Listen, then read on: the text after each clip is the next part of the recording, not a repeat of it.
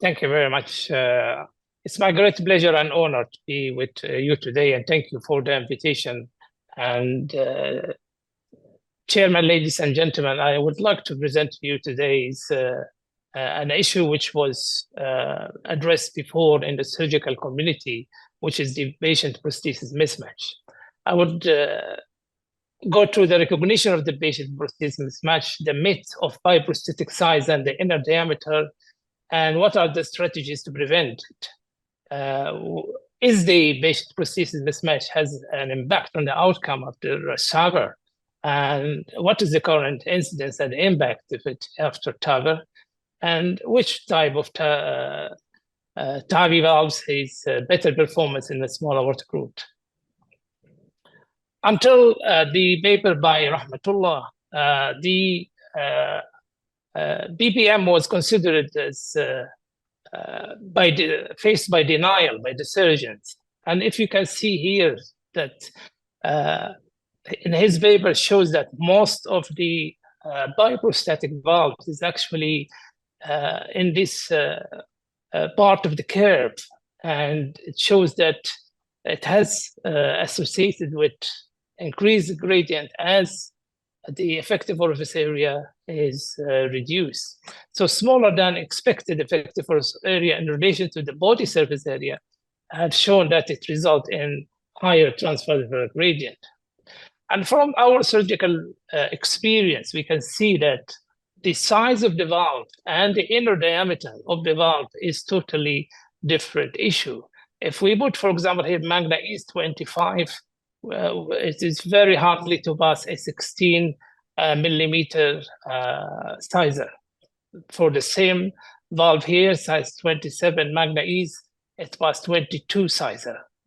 29 Magna is 23, and so forth. So, and even the mosaic, even the Evolut 23 size, the actual inner diameter is 15. So from that aspect, and by this publication, everybody started to be more aware of the patient-prosthesis mismatch, and we calculate in the operation room for every patient the effective and index effective orifice area, and we try to select the best prosthesis and the best procedure. We have these graphs, which is relate the prosthesis size, the average effective orifice area, and effective orifice area index by valve size. And anything in the red is a severe mismatch. Anything in the yellow is a moderate mismatch. And if you are in the green, you are safe. So we have to choose this right size for that particular patient with the body surface area to avoid any mismatch. It's been proven that as we go that patient-prosthesis mismatch is impacting the all-cause mortality after surgery and also impacted heart failure hospitalization. And as by this Swedish heart studies, you can see here the survival and the upper curve on the right-hand side, that the survival, and the green, which is severe PPM, the red is moderate PPM, and the gray is no PPM, that we can see that the survival of patients is impacted significantly by the severe patient-prosthesis mismatch.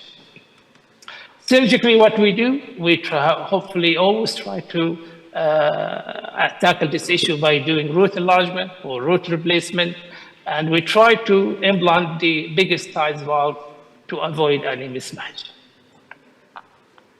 So what are the incidents and particularly of prosthesis mismatch after TAVI? This is a very good paper by the partner trial, which have shown that when they compare the SAVR to TAVR, it is a one-to-one Edward Sabin valve was used in this group.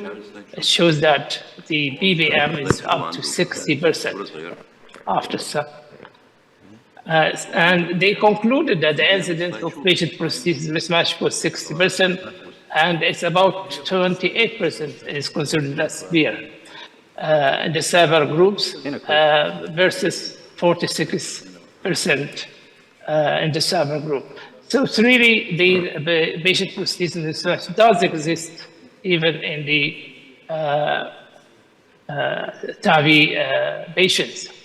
Incidence and severity of prosthesis mismatch, this is another partner cohort trial, which shows that really, if we look at the left mass regression and survival, we have, with no doubt, related the patient prosthesis mismatch to regression of the LV mass and also to the survival.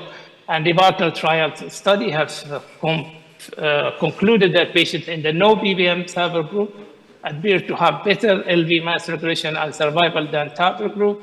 And in high-risk patients with severe aortic stenosis, the incidence of PPM is reduced after TAVI compared with SAVR. And patients with patient prosthesis mismatch after SAVR have worse survival and less LV mass regression than those without it. So the severe PPM significantly affected survival after TAVI in the subset of patients. This is the STS and the ACC studies registry TVT, which is the largest study population, comprised 62,000 patients after exclusion of all enrolled patients. And they have shown significantly that, as you can see in the orange color, 24% of patients does develop patient prosthesis mismatch. And there were major findings also have confirmed that severe and moderate PPM are common after TAVI.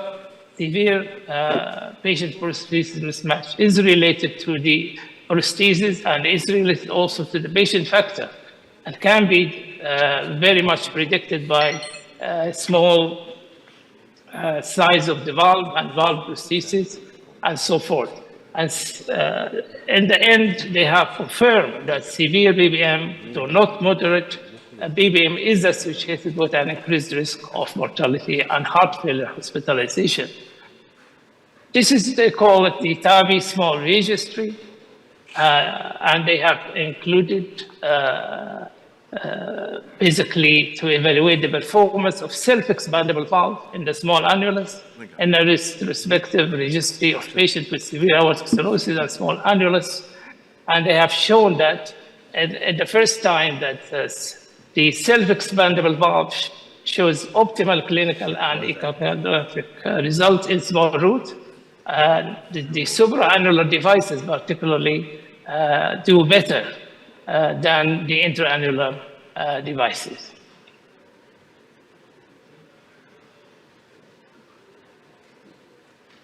This is another study which really shows the short-term outcome and hemodynamic performance of the next generation valve versus self-expandable versus balloon expandable. And with all these studies, we have come to a conclusion. It seems like that the self-expandable valves is better to be chosen for the small aortic annulus to avoid the less frequency of patient prosthesis mismatch. This is another study from the German group as well, which shows that trans-aortic valve implantation in patients with small aortic annulus performance, and they compare both the supra-intra and the infra-annular catheter heart valves, and they come to a conclusion that PPM more in the balloon expandable and mechanical expandable valve. And they recommend that careful evaluation and device selection is mandatory for implantation of TAVI valve. So does TAVI solve the problems of small annulus? For native valve, TAVI has better gradient, but however, it's limited by small roots, low coronaries, much higher rate of complete heart block, and higher operative mortality for redo aortic valve with TAVI, and the longevity is still not known. For existing failed prosthetic valve, TAVI is limited by the size of the initial bioprosthetic valve and no good hemodynamic with size less than 25. My take-home message is that severe and moderate PPM are common after TAVI, occurring in 12 and 24% respectively. Severe patient prosthesis mismatch is related to prosthesis and patient factor and can be predicted by small annulus. Severe PPM is associated with an increased risk of mortality and heart failure rehospitalization when compared with patients with moderate or no PPM. So, my recommendation, and based on the literature research, low-risk patients with long lifespan, with small annulus, they be served better with SAVR, with root enlargement for better future valve-in-valve.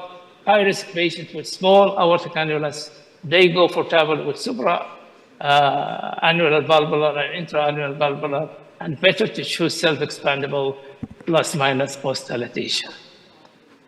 Thank you very much.